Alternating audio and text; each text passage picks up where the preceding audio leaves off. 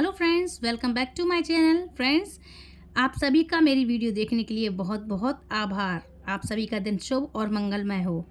बैसाख मास महात्म का 8वां अध्याय। आज की कथा में जानिए बैसाख मास की अक्षय तृतीया और द्वादशी का महत्व।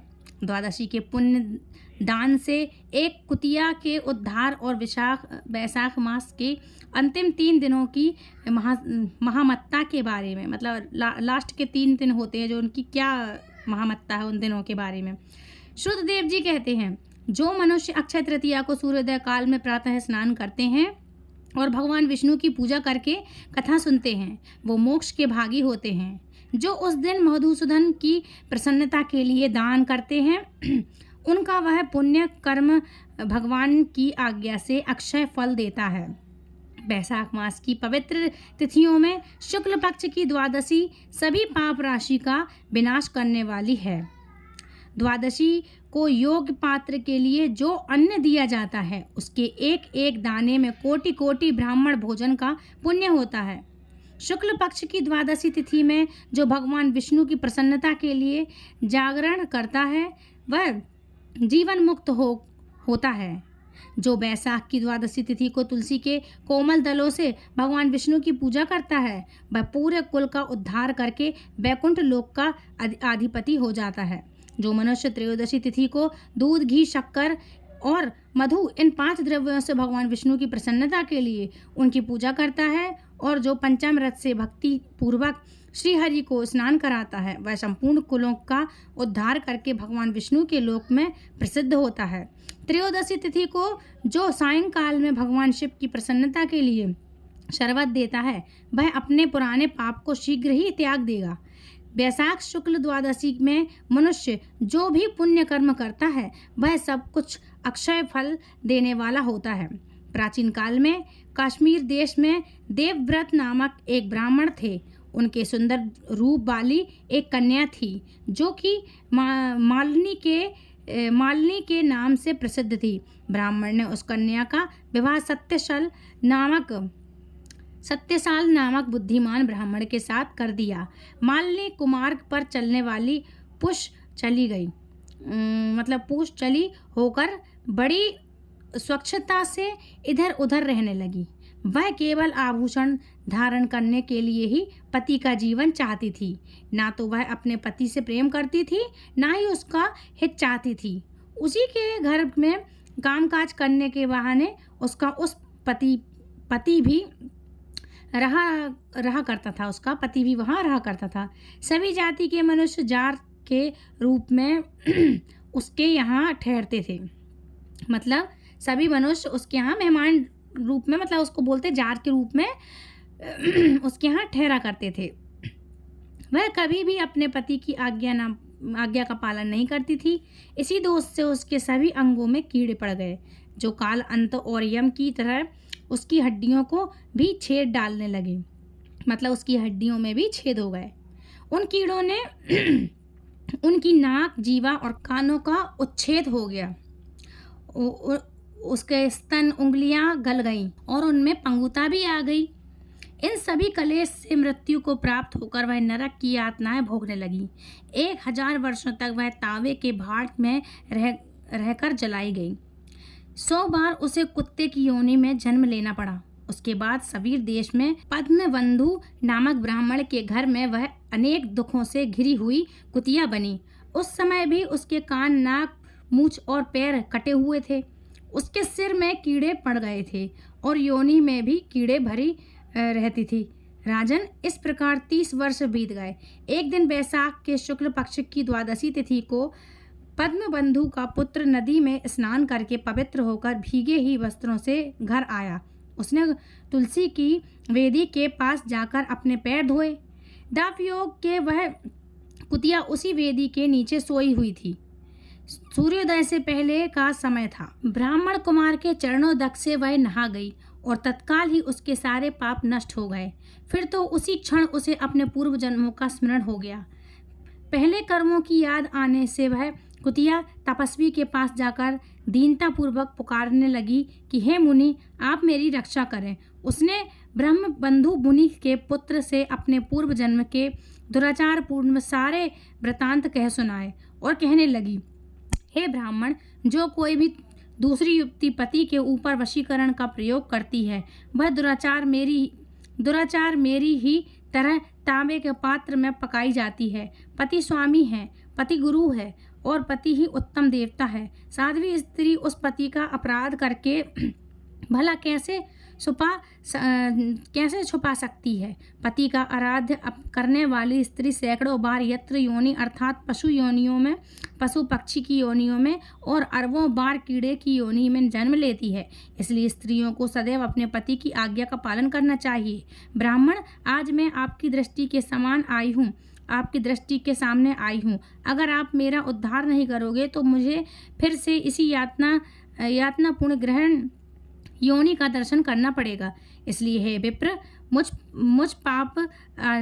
पापचारिणी को वैशाख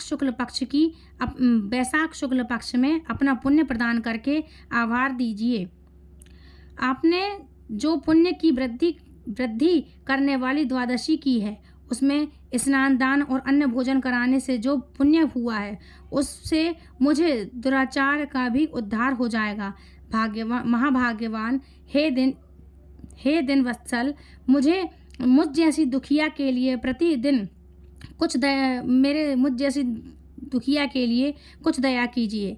आपके स्वामी जगदीश्वर जनार्दन दिनों के रक्षक हैं, उनके भक्त भी हैं, उन्हीं के समान होते हैं।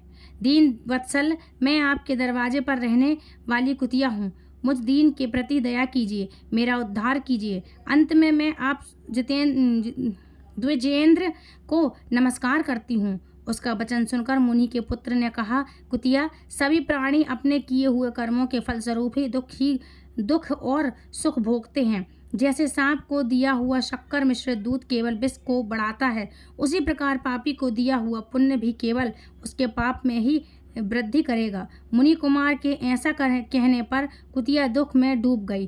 फिर उसके पिता के पास जाकर बड़े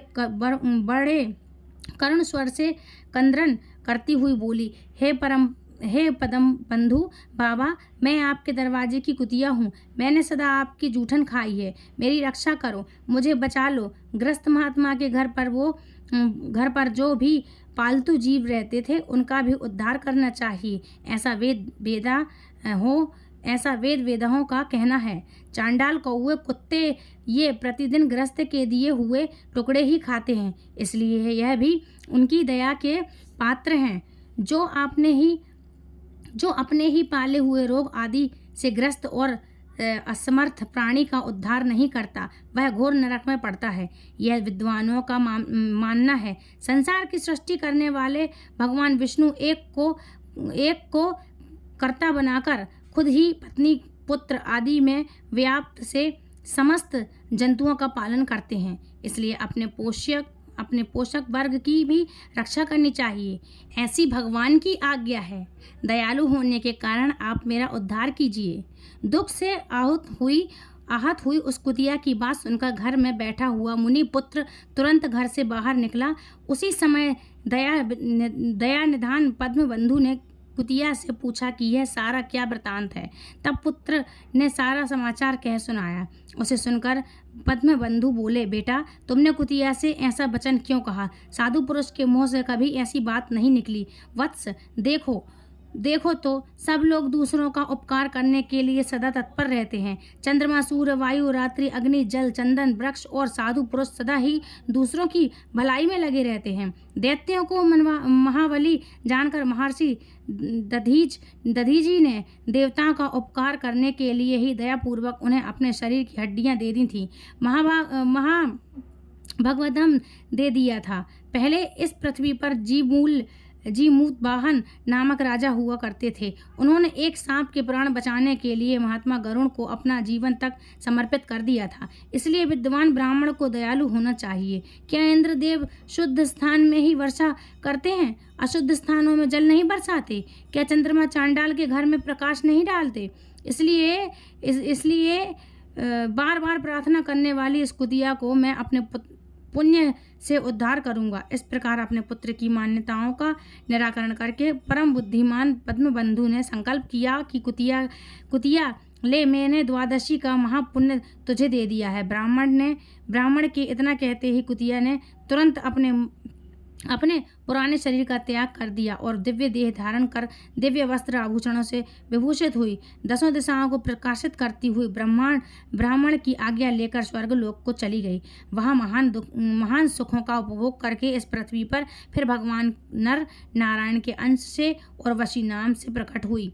श्रुतदेव जी कहते हैं, राजन, वैशाख के शुक्ल पक्ष में जो अंतिम 3 त्रयोदशी से लेकर पूर्णिमा तक तिथियां हैं, वे बड़ी पवित्र और शुभ कारक हैं। उनका नाम पुष्करणी है। वे सभी पापों का क्षय करने वाली हैं। जो सभी वैशाख मास में स्नान करने में असमर्थ हों, अगर वह इन 3 तिथियों में भी स्नान कर लेते हैं तो वैशाख मास का पूरा फल प्राप्त कर लेते हैं। पूर्व काल में वैशाख मास की एकादशी तिथि को शुभ अमृत प्रकट हुआ। द्वादशी को भगवान विष्णु ने उनकी रक्षा की। त्रयोदशी को श्री हरि ने देवताओं की सुधा को पान कराया। चतुर्थी को देव विरोधी दैत्यों का संहार हुआ और पूर्णिमा के दिन सभी देवताओं को उनका सम्राट प्राप्त हो गया। इसलिए देवताओं ने संतुष्ट होकर इन 3 तिथियों को वर दिया कि वैशाख मास की यह अंतिम तिथि शुभ तिथियां मनुष्य के सभी पापों का नाश करने वाली तथा उन्हें पुत्र पौत्र आदि फल देने वाली होंगी। जो मनुष्य इस संपूर्ण मास में स्नान कर सका हो या न कर सका हो, वह इन 3 तिथियों में स्नान कर लेने पर पूर्ण फल को ही पाता है। वैशाख मास में लौकिक कामनाओं का नियमन करने पर मनुष्य निश्चय ही भगवान विष्णु का सानिध्य प्राप्त कर लेता है। महीने भर नियम निभाने में असमर्थ मनुष्य अगर इन 3 दिन की कामनाओं का संयम कर सके तो उतने से ही पूर्ण फल को प्राप्त हो जाता है। भगवान विष्णु के धाम में आनंद का अनुभव करता है। इस प्रकार वरदान देकर देवता अपने धाम को चले गए। अतः पुष्कर नाम से प्रसिद्ध अंतिम 3 तिथियां पुण्यदायिनी, समस्त पाप राशि का नाश करने वाली तथा पुत्र पौत्र को बढ़ाने वाली हैं। जो वैशाख मास में अंतिम 3 दिन गीता का पाठ करता है उसे प्रतिदिन अश्वमेध यज्ञ का फल प्राप्त होता है। जो 3 दिनों तक विष्णु सहस्त्र नाम का पाठ करता है उसके पुण्य फल का वर्णन करने में इस लोक तथा स्वर्ग लोक में भला कौन समर्थ है। पूर्णिमा को सहस्त्र नामों के द्वारा भगवान मधुसूदन को दूध से स्नान कराकर मनुष्य पापहीन वैकुंठ धाम में जाता है। वैशाख मास में प्रतिदिन भगवान के आधे या चौथाई श्लोक का पाठ करने वाला मनुष्य ब्रह्म भाव से प्राप्त होता है। जो वैशाख मास के अंतिम 3 दिनों में भगवान विष्णु का सहस्त्र नाम का श्रवण करता है वह जल से कमल के पत्ते की तरह भी पापों से लिप्त नहीं होता। इस 3 दिनों के सेवन से कितने ही मनुष्य के दैदिव्य प्राप्त दैविध्य प्राप्त कर लिया, कितने ही सिद्ध हो गए और कितनों ने ही ब्रह्मवर में मृत्यु होने से या वैशाख मास में नियम पूर्वक प्रातःकाल जल में स्नान करने से ही मोक्ष की प्राप्ति होती है। इसलिए वैशाख मास के अंतिम 3 दिनों में स्नान, दान और भगवान का पूजन आदि अवश्य करना चाहिए। वैशाख मास में उत्तम महात्म का पूरा वर्णन रोग शोक से रहित जगदीश्वर भगवान नारायण की सिवा दूसरा कौन कर सकता है। तुम भी वैशाख मास के दान आदि उत्तम कार्य का अनुष्ठान करो, इससे निश्चय ही तुम्हारे भोग और मोक्ष की प्राप्ति होगी। इस प्रकार मिथिलापति जनक को उपदेश देकर श्रुतिदेव जी ने उनकी अनुमति लेकर वहां से जाने का विचार किया। तब राजर्षि जनक ने अपने अभ्युदय के लिए उत्तम उत्सव कराया और श्रुतदेव जी को पालकी पर बैठाकर विदा कर दिया। वस्त्र, आभूषण, गौ, भूमि, तिल और स्वर्ण आदि से उनकी पूजा और वंदना करके राजा ने उनकी परिक्रमा की। इसके बाद उनसे विदा होकर महातेजस्वी और परम यशस्वी श्रुतिदेव जी संतुष्ट होकर प्रसन्नतापूर्वक वहां से अपने स्थान को चले गए। राजा ने वैशाख धर्म का पालन करके फिर अंत में मोक्ष प्राप्त कर लिया। नारद जी कहते हैं, अम्बरीश, यह उत्तम उपाख्यान मैंने तुम्हें सुनाया है, जो कि पापों का नाश और संपूर्ण संपत्तियों को देने वाला है। इससे मनुष्य भक्ति, मुक्ति, ज्ञान और मोक्ष प्राप्त कर लेता है। नारद जी का यह वचन सुनकर महायशस्वी राजा अम्बरीश मन ही मन बहुत प्रसन्न हुए। उन्होंने ब्रह्मा जगत की व्यापार से निवृत्त होकर मुनि को साष्टांग प्रणाम किया और अपने संपूर्ण वैभव से उनकी पूजा की। इसके बाद उन्होंने विदा लेकर देवर्षि नारद जी दूसरे लोक में चले गए, क्योंकि दक्ष प्रजापति के शाप से वे एक स्थान पर नहीं ठहर सकते थे। महर्षि अम्बरीश भी नारद जी के बताए हुए सब धर्मों का अनुष्ठान करके निर्गुण परब्रह्म परमात्माओं में विलीन हो गए। जो भी इस पापनाशक और पुण्यवर्धक उपाख्यान को सुनता अथवा पढ़ता है, वह भी परम गति को प्राप्त होता है। जय श्री कृष्णा। आज की कथा समाप्त हुई फ्रेंड्स। उम्मीद है यह वीडियो आपको पसंद आई होगी। यदि अच्छी लगी है तो लाइक कीजिएगा। इसके आगे का वृत्तांत जानने के लिए कृपया आप अगले अध्याय को जरूर सुनिएगा। मिलती हूँ ऐसे इंटरेस्टिंग जानकारी के साथ नेक्स्ट वीडियो में। तब तक के लिए फ्रेंड्स, मेरे चैनल को आप सब्सक्राइब करें यदि पहली बार जुड़ रहे हैं तो, और मेरे चैनल को सब्सक्राइब कर बेल आइकन को ऑल पे प्रेस करें। दूसरों तक शेयर जरूर करें ताकि दूसरे भी इन सब चीज़ों का फ़ायदा उठा सकें और पुण्य के भागी बनें। आप अपने रिश्तेदार, फ्रेंड्स, फैमिली, बहन आदि जो भी हैं, आप सबको शेयर ज़रूर किया कीजिए कि दूसरे भी इन सब चीज़ों को सुन सकें और पुण्य प्राप्त कर सकें।